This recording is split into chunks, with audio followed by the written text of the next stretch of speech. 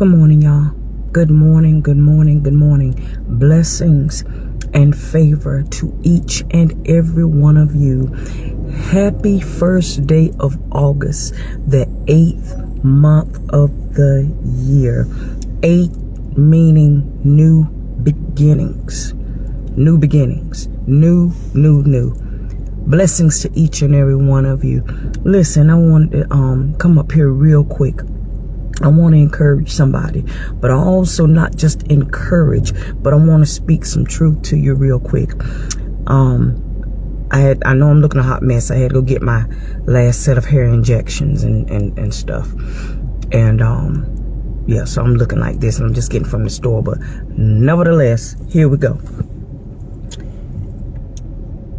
God said, He is the Lord, thy God, and there is no other God besides Him. And He will strengthen you, embrace you, hold you, give you what you need, even though you have not acknowledged Him. Listen to this. That's what I want to tell somebody. Let God be God. Let God be God. Let God be God. See, a lot of times we have a problem with letting God be God. We want to put our hands in it. We want to put our 2 cents in it. We want to put our spin on it. We want to throw our stuff in, and we want to put our hands in it and all that other stuff. And then when we mess it up, and it get all tangled up and messy, then we want to acknowledge God. Then we want to acknowledge Him. But why don't we acknowledge Him, go to Him, pray, seek His face, listen for instructions before we get in all that other stuff? Why do we do that? It's just like I was telling my husband. I said, say for instance, we made Lexuses. And I can tell you everything about a Lexus because I made it. And then I go over there to Toyota and try to tell them how to put this on, and I'm over there doing stuff and messing with the carburetor and the electrical system and all this other stuff, knowing I don't know nothing about no Toyota. Well, flip that around. God is the creator. We are the creation. Why are we always trying to put our hands on other creations and other things that we didn't even make? Why we always want to put our 2 cents in? Some of us think we're people's saviors. Some of us think that we can deliver people and we can get them to do this and we can change people. No. You know what we can do? We can allow God to change us, live it before man, and then they make the decision. They make the choice, because that's what I love about God. He don't force nothing on us. It's a choice. It's a choice. Even though He chose us first, it's a choice. He gives us a choice. He don't make us do anything that we don't want to do.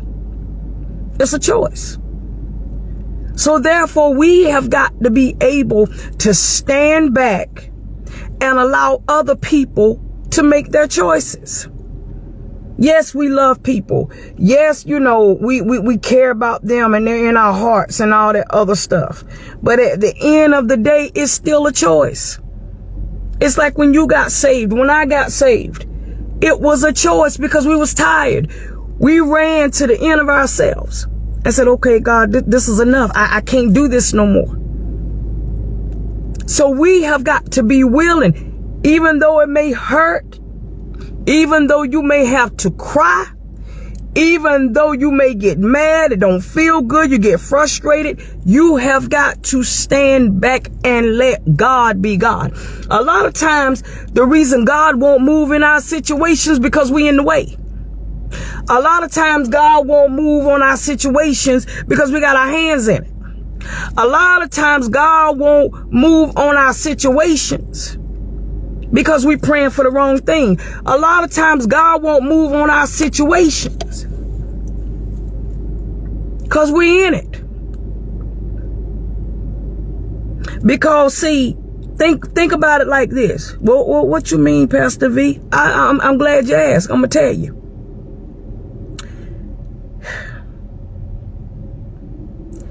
Some of y'all better be glad that God has not moved and has not done what you've asked him. Because some of y'all are still connected, attached, and a part of that situation. And you want me to give you an example? Okay. Remember when God got ready to destroy Sodom and Gomorrah? Then Abraham said, if you just find one, if you just find one, just one righteous person, just one. He allowed Lot, his wife, and his children to escape Sodom and Gomorrah before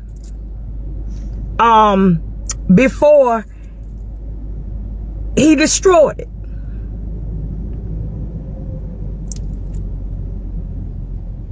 God has not moved because you're still in the situation, or you're still a part of it, or you're still connected to it. Because see, when God come through, he's coming through and he's tearing down everything. So he's trying to give you a chance to get up out of it.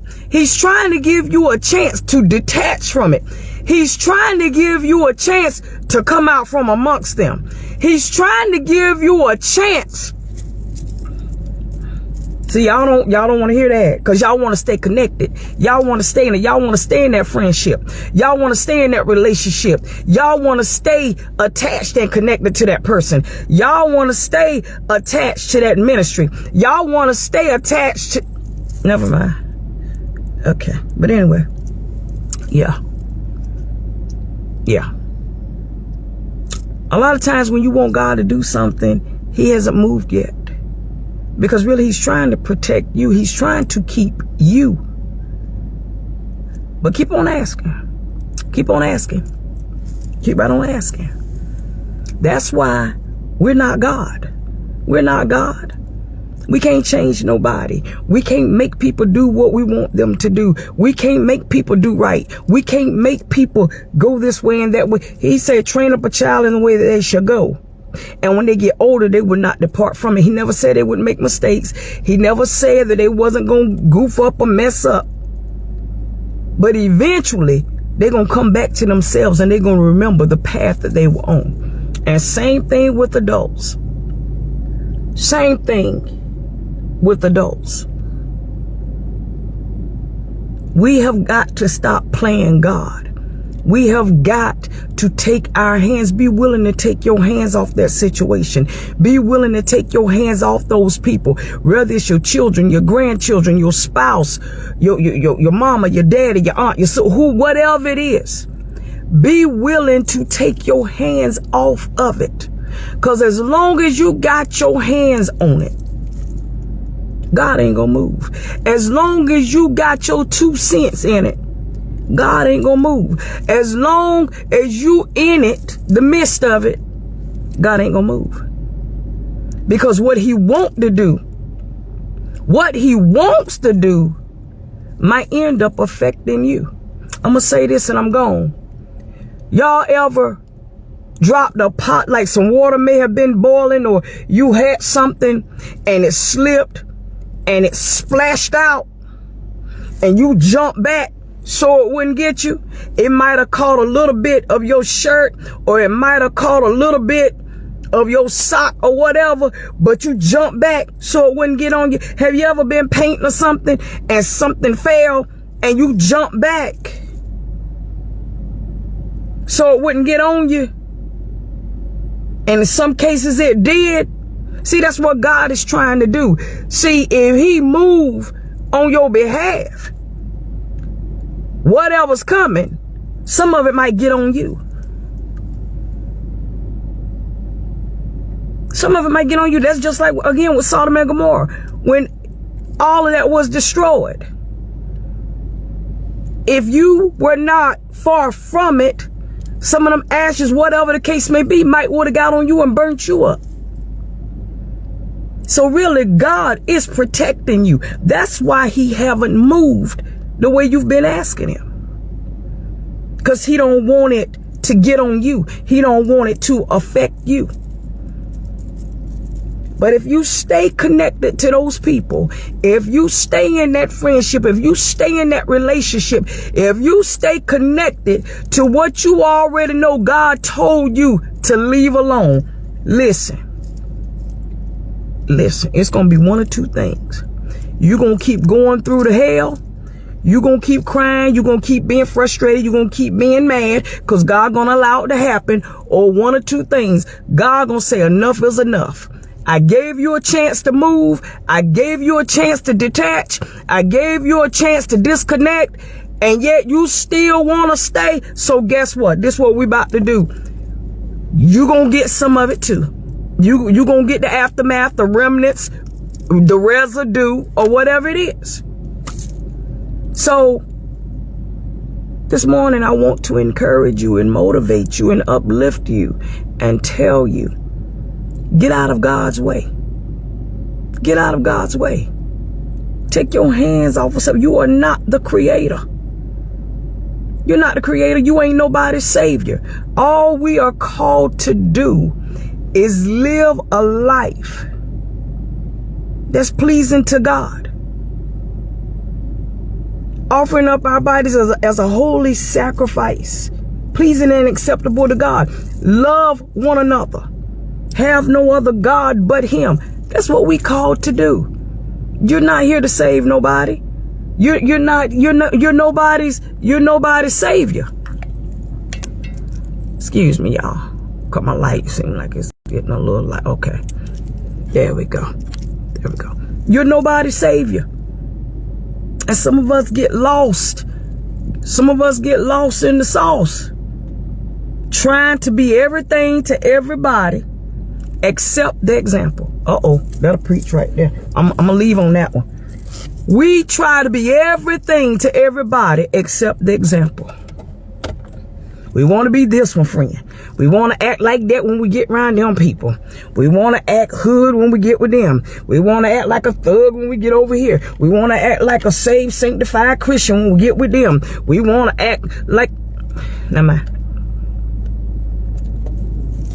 I'm going to leave it alone. Stop trying to be God. And be who God called you to be. You are the creation, not the creator. You're not. You see somebody doing something, pray for them. Have compassion. Love them, even if it's from a distance. But pray for them. Intercede for them.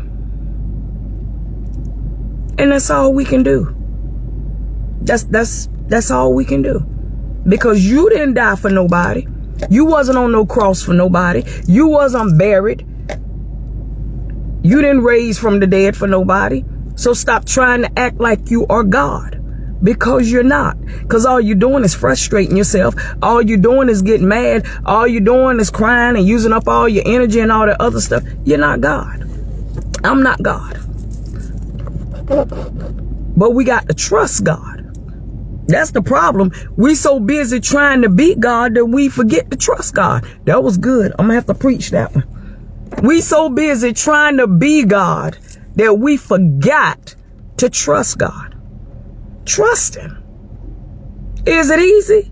No. No. But you got to walk by faith and not by sight. Stop looking at everything. Stop looking at everything. Just looking. Y'all looking. Y'all just be looking. Stop looking at everything. And if you're going to look, ask God, Lord, let me see this through your eyes. You got me? All right, my loves. I'm gone. It's hot out here. Got my breakfast, my smoothie. But listen, I love y'all for real. And listen, everybody that's up here, this is what I want y'all to do for me. On Tuesdays and Thursdays, I posted the number. Y'all come on and call in on the prayer line. It ain't nothing like getting your morning started by talking to God. It ain't nothing like being in your Father's presence and loving on him and listening to him and talking to him and pouring out your heart and making your petitions known to him. Tuesdays and Thursdays at 7 a.m. At 7 a.m. I know a lot of people have 5 o'clock prayer call, 5:30, 6 o'clock. I did 7 because that way ain't nobody got no excuse, because 9 times out of 10 you ain't still in the bed by no 7 o'clock. So on Tuesdays and Thursdays, get up, call in, tell me your prayer request, and we can go to the throne together. We can do this thing together, because that's what we're supposed to do. We got to be unified. We got to fight together. We got to stick together. Let's go to God and get your breakthroughs, get your deliverance, get your healing, get your restoration, whatever it is that you need from God. We can do it together.